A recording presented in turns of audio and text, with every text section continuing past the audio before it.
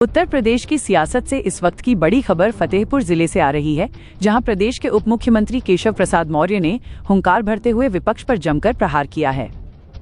Budget 2026-27 को लेकर आयोजित एक प्रेस कॉन्फ्रेंस में डिप्टी सीएम ने साफ कर दिया कि केंद्र सरकार का ये बजट पूरी तरह से देशहित में है, जिससे न केवल युवाओं के लिए सुनहरे अवसर खुलेंगे, बल्कि विकसित भारत की नींव और मजबूत होगी। कांग्रेस पर तीखा हमला बोलते हुए उन्होंने मनरेगा के दौर को याद दिलाया और कहा कि पूर्ववर्ती सरकार में 12,000 करोड़ का महादानव घोटाला हुआ था। उन्होंने तंज कसते हुए कहा कि वह दौर और था जब दिल्ली से 1 रुपया चलता था और जनता तक पहुंचते पहुंचते वो महज 30 पैसे रह जाता था, लेकिन आज मोदी सरकार में भ्रष्टाचार की कोई जगह नहीं है। कानून व्यवस्था पर बोलते हुए उन्होंने स्पष्ट चेतावनी दी कि प्रदेश में अपराध करने वालों के खिलाफ कड़ी कार्रवाई जारी रहेगी। इतना ही नहीं, अंतर्राष्ट्रीय मंच पर भारत की बढ़ती ताकत का जिक्र करते हुए मौर्य ने अमेरिका के साथ जारी टैरिफ मामले पर बड़ा बयान दिया। उन्होंने कहा कि जब अमेरिका ने भारत पर 50% टैरिफ लगाया तो भारत झुका नहीं, बल्कि भारत की दृढ़ता के आगे अमेरिका को उसे घटाकर 18% करना पड़ा। उन्होंने सवाल उठाया कि भारत की इस जीत पर राहुल गांधी को दर्द क्यों हो रहा है। अखिलेश यादव और राहुल गांधी पर निशाना साधते हुए उन्होंने कहा कि जनता इन्हें धोखेबाज मानती है, जबकि प्रधानमंत्री मोदी देश के दिल में बसते हैं। महंगाई के सवाल पर उन्होंने बेबाकी से कहा कि अगर महंगाई बढ़ी है तो लोगों की आमदनी में भी इजाफा हुआ है। अंत में 2027 के विधानसभा चुनाव का बिगुल फूंकते हुए उन्होंने दावा किया कि बीजेपी 325 सीटें जीतकर प्रचंड बहुमत के साथ फिर से सरकार बनाएगी। उन्होंने कहा कि विपक्ष 2024 में भी सपने देख रहा था और आगे भी हार ही उनके नसीब में है, क्योंकि 2047 तक भारत दुनिया का नंबर 1 राष्ट्र बनने की राह पर निकल चुका है। दिल्ली से 1 रुपया भेजते हैं तो जिसके लिए भेजते हैं उसके पास 15 पैसे पहुंचता है। इस प्रकार का बयान कांग्रेस की सरकार ने राजीव गांधी जी ने प्रधानमंत्री रहते हुए दिया था, लेकिन माननीय श्री नरेंद्र मोदी जी के नेतृत्व में सरकार बनने के बाद 65 करोड़ से अधिक जनधन के खाते खोले गए और दिल्ली से चाहे लखनऊ से अगर लाभार्थी के खाते में 1 रुपया भेजा जाए, चाहे 1,000 भेजा जाए, चाहे 1 लाख भेजा जाए, पूरा पैसा डीबीटी के माध्यम से लाभार्थी को देने का काम हो रहा है। और इस भ्रष्टाचार पे तोड़ करने के लिए बजट का विषय नहीं है, लेकिन उल्लेख इसलिए करूंगा कि भ्रष्टाचार पर हमारी सरकार का फोकस किस तरह का। भ्रष्टाचार रूपी जो दानव था, मनरेगा के नाम पर 12 लाख करोड़ निकल गया। ना मेरे मजदूरों की स्थिति बदली, ना मेरे गांव की सूरत बदली। अब उसकी जगह विकसित भारत जी राम जी अधिनियम आ गया और उस अधिनियम के आधार पर अब स्मार्ट सिटी की तरह स्मार्ट गांव भी बनेंगे। भ्रष्टाचार मुक्त भारत ही भ्रष्टाचार उत्तर प्रदेश, भ्रष्टाचार फतेहपुर, ये हमारी बड़ी उपलब्धि मानी जाएगी। इस दिशा में हम लोगों ने एक बड़ा कदम उठाने का काम इस बजट के माध्यम से भी किया है। यूपीआई का इस्तेमाल करने का देखा सबसे ज्यादा डिजिटल लेन देन भारत के लोग कर रहे हैं, दुनिया आश्चर्यचकित। हम कृषि के क्षेत्र में भी एआई का इस्तेमाल करके किसानों को, अन्नदाताओं को समृद्धशाली बनाने की ओर आगे बढ़ रहे हैं। रक्षा बजट को बढ़ाने का काम किया गया। अगर हम आज विश्व की चौथी बड़ी अर्थव्यवस्था है तो हम दुनिया की सामरिक दृष्टि से महाशक्ति बनकर के तैयार हो।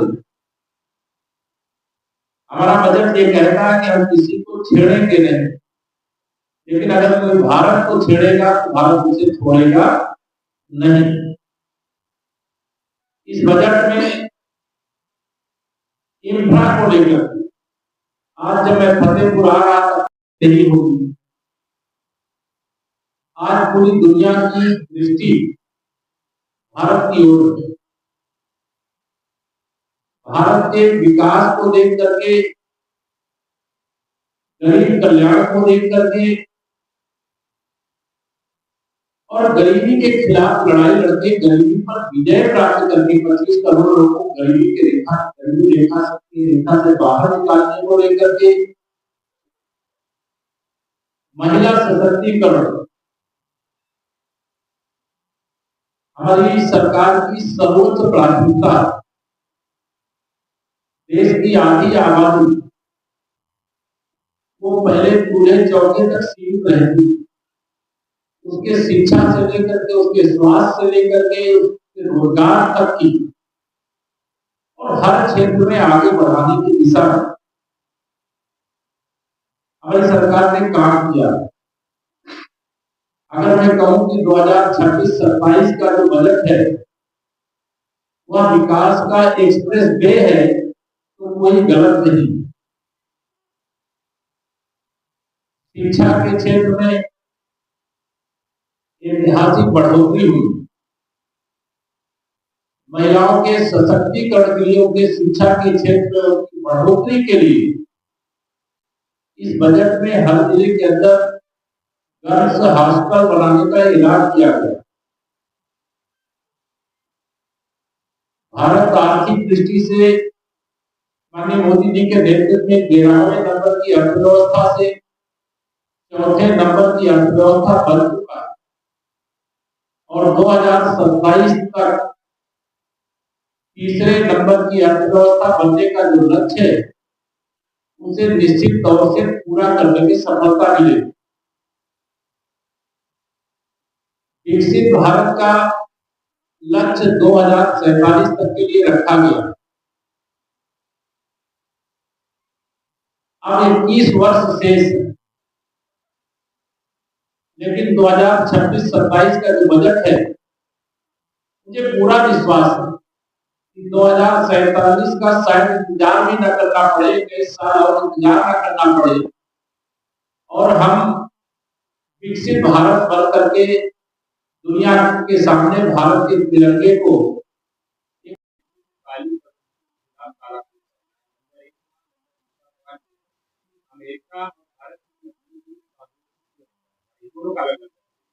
देखिए आज भारत बहुत तेज गति से प्रगति कर रहा है।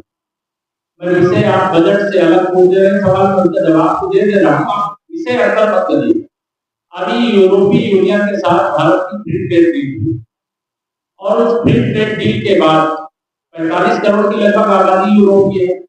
उससे फ्री ट्रेड के बाद जो भारत की ताकत दुनिया के सामने प्रकट हुई वह एक बड़ी उपलब्धि है जो ब्रिटेन हमारे ऊपर राज्य करता है। आज 6वें नंबर की अर्थव्यवस्था है, 4थे नंबर की अर्थव्यवस्था है, उससे भी फ्री ट्रेड की हमारी हो गई। बहुत सारे जो गल्फ कंट्रियां उनसे फ्री ट्रेड की बात चल रही है। 50% टैरिफ अमेरिका ने लगाया और 50% को घटा करके 18% कर दिया। तो कांग्रेस के पेट पे दर्द ये है कि वो अफवाह फैला करके संविधान और आरक्षण खत्म कर देते। इस दुष्प्रचार के सहारे वह लोकसभा के चुनाव में कुछ सीटें ज्यादा जीतती है, लेकिन जैसे कांग्रेस की सच्चाई देश की जनता को मालूम हुई, हरियाणा, महाराष्ट्र, दिल्ली और बिहार में कमल का फूल कोई चेहरा देख करके नहीं खिला देता, काम देख करके जनता आशीर्वाद देती है और लोकतंत्र में जनता की अदालत ही सबसे बड़ी अदालत होती है। तो यह जो कांग्रेस या कांग्रेस एंड कंपनी उनको 2047 तक सत्ता के इर्द गिर्द स्थान दिखाई नहीं देता, सत्ता वियोग में बेचैन होकर के उनके सीधे आरोप लगाते हैं। रचनात्मक विपक्ष की भूमिका निभाने की जगह वो नकारात्मक विपक्ष की जिम्मेदारी है। आधा जवाब दे, ट्रेड डील पर अमेरिका के लिए आपने 0% पर यहाँ के किसानों का हक कभी नहीं, आप जानते नहीं। आप पूरी बात सुन लीजिए, आप पूरा कोई मैं कैसे सुनूंगा।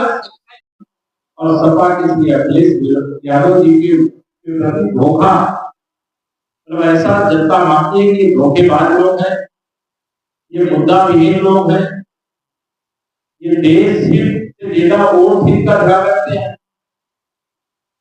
समाज से अधिक जाति की ओर ध्यान रखते हैं। जो गरीब युवा, महिला और किसान की बात हम लोग करते हैं उसकी जगह ये परिवार की बात करते हैं, भ्रष्टाचारियों का संरक्षण करते हैं, घुसपैठियों का संरक्षण करते हैं। और बजट की सार्थकता कितनी व्यापक है इसको देख नहीं पा और निरर्थक बयान देने का काम कर रहे हैं। मैं यही कहूंगा कि विकसित भारत बनने से कांग्रेस सपा सहित दिल्ली गठबंधन का जो पुलवा है वो रोक नहीं पाएगा और विकसित भारत बनाने के लिए 2047 तक देश में भारतीय जनता पार्टी की अगुवाई में माननीय नरेंद्र मोदी के नेतृत्व में हमारी सरकार है और रहेगी। इन्होंने बहुत जोर लगाया कि 2024 में हमारी सरकार माननीय मोदी जी के नेतृत्व में न बनने पाए, लेकिन जिन लोगों ने भी कोशिश किया दुष्प्रचार के सहारे उनकी ये मनोकामना पूरी नहीं हुई। तीसरी बार मोदी सरकार बनी और अनेक बड़े और बड़े फैसले लेकर के देश को आगे बढ़ाने का काम किया। मेरी ओर से इस तरह इतना ही है, क्योंकि पर्यटन का मैंने चर्चा किया। पर्यटन के क्षेत्र में रोजगार के अनेक अवसर है। कोई युवा पैसे के अभाव में इलाज नहीं करा पाने के कारण जीवन उसे नहीं खोना पड़ा, उसके लिए आयुष्मान भारत योजना तैयार है।